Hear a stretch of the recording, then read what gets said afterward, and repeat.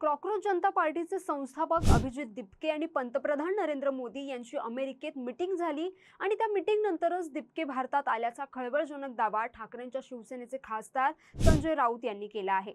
त्यांच्या या दाव्यामुळे नव्या चर्चांना उधाण आलंय। शिवाय या भेटीचे फोटो देखील आपल्याला एका व्यक्तीने पाठवल्याचा दावा देखील संजय राऊत यांनी केला आहे। त्यामुळे आता खरंच अभिजित दिपके आणि भाजप यांचं काही कनेक्शन आहे का याबाबतच्या चर्चा आता सुरू झाल्या आहेत।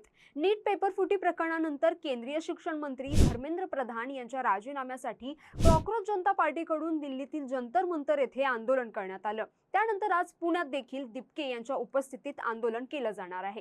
मात्र त्यापूर्वीच संजय राऊत यांनी दिपके आणि मोदी यांची भेट झाल्याचा दावा केला।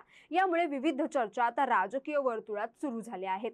माध्यमांशी बोलताना संजय राऊत म्हणाले की भारतातील विरोधी पार्टी सरकार विरोधात लढण्यासाठी सक्षम आहे। काँग्रेसने देशभरात नीटच्या मुद्द्यावर आंदोलनं केली, पण याची दखल माध्यमांनी घेतली नाही।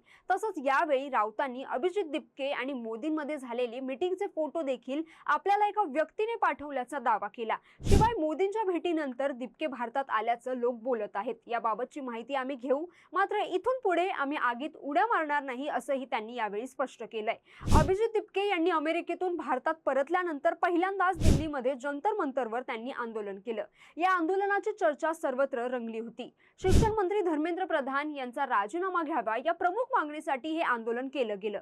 या सगळ्या पार्श्वभूमीवर कॉकरोच जनता पार्टीची चर्चा सुरू असतानाच आता संजय राऊत यांनी हा मोठा दावा केल्यामुळे अमेरिकेमध्ये मोदी आणि दिपके यांच्या भेटीच्या दाव्याने अनेकांच्या भुवया आता उंचावल्या आहेत।